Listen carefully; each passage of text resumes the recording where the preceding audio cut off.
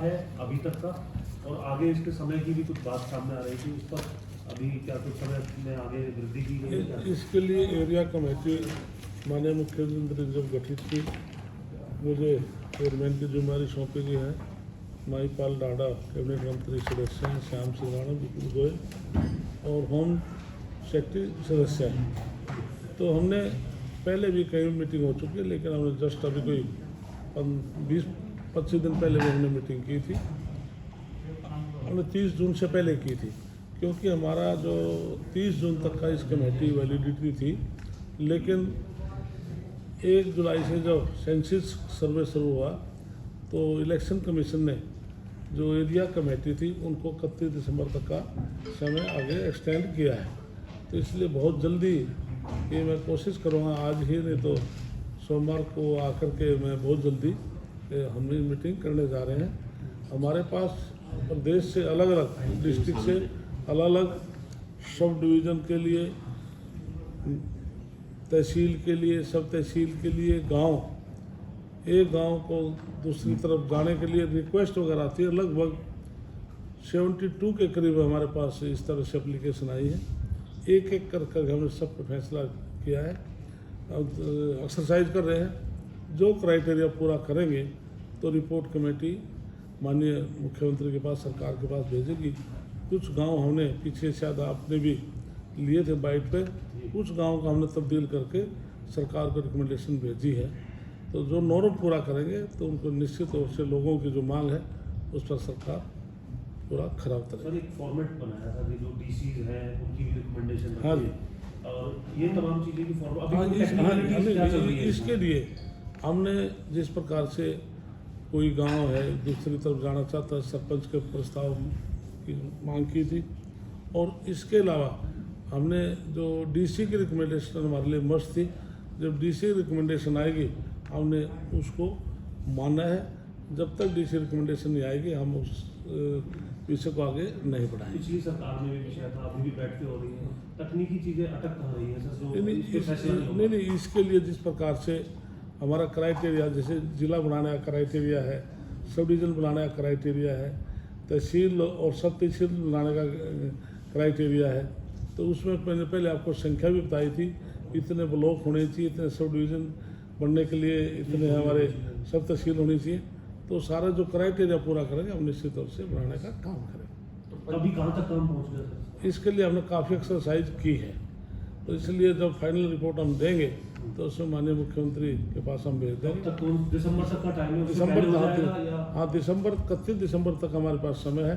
ये कमेटी 31 दिसंबर तक कार्य करेगी। अभी तक कितने जिले हैं जो अभी तक जो मंथन हुआ है उसमें कितने जिले आपके मानकों पे फिट बैठे?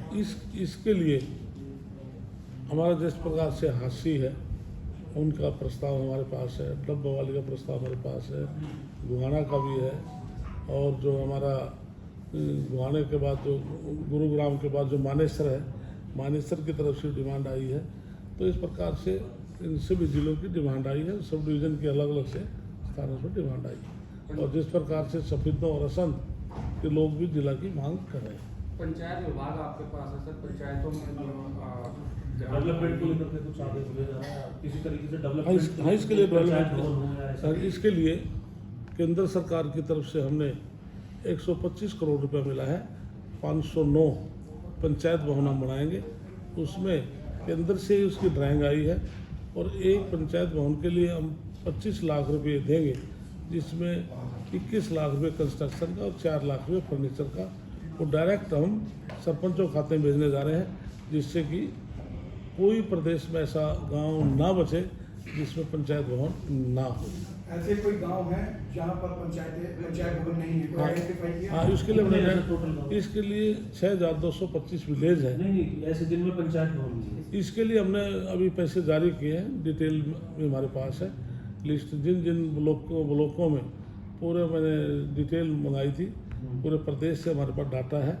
जहाँ जहाँ पर पंचायत भवन नहीं है हमने टर्न बाई टर्न करके, क्योंकि एकदम से तो 509 आए हैं तो संख्या तो ज़्यादा है, तो जैसे ये कंप्लीट हो जाएगा तो यूसी दे के 1000 और केंद्र सरकार ने कहा कि हम पंचायत भवन के लिए पैसा देंगे। तो कोई टाइम पीरियड भी है सर ये जो इसके 509 जो गाँव है इसके लिए लगभग हमारा टारगेट है कि 3 महीने के अंदर, क्योंकि पैसा जाने के बाद सरपंच बड़ी फास्टली काम कराते हैं, क्योंकि कोई दिक्कत भी नहीं है, तो हम बहुत जल्दी इनको पूरा तो कराएंगे। जिन गाँवों में पुराने पंचायत भवन बने हुए हैं उनको भी रेनोवेशन के लिए या रेनोवेट करने के लिए हाँ, उनके लिए जो बिल्कुल कंडम डिक्लेयर हो गए, बीएनआर से उनसे रिपोर्ट लेकर उनको नए सिरे से बनाएंगे। क्योंकि अभी हमने जिस तरह से ई लाइब्रेरी के लिए हमने पूरे प्रदेश में लगभग 2000 गाँव के अंदर ई लाइब्रेरी खोलने का हमारे कार्यक्रम है, और माननीय मुख्यमंत्री की हमारी सोच है कि 15 अगस्त को शायद माननीय मुख्यमंत्री हम पूरी तेज़ी से उस पर काम कर रहे हैं, शायद उसमें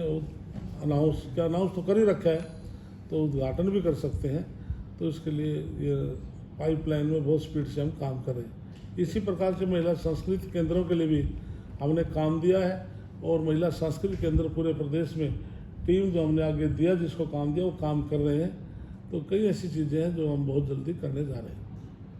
कानून व्यवस्था एक बड़ा मुद्दा है, सब विपक्ष लगातार उसको उठा रहा है, कैसे देख रहे हैं? और हम देख भी रहे हैं आए दिन क्राइम की घटना जो है वो देखने के लिए मिल रही है, इस पर क्या कहेंगे आप? इसलिए माननीय मुख्यमंत्री का आज भी बड़ा बयान आया, बहुत सख्त बयान आया है कि हम कानून व्यवस्था को मेंटेन रखेंगे, जो दोषी हैं हम उनके खिलाफ सख्त से सख्त एक्शन लेंगे, और पुलिस मजबूती से जो इस प्रकार के जो दोषीगण हैं उनका जल्दी से जल्दी उनके खिलाफ कार्रवाई करेंगे।